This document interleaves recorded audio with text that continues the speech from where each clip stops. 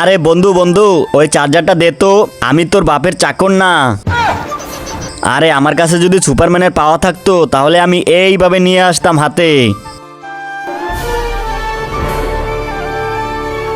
আরে এটা তুই কিভাবে আনতেছোস?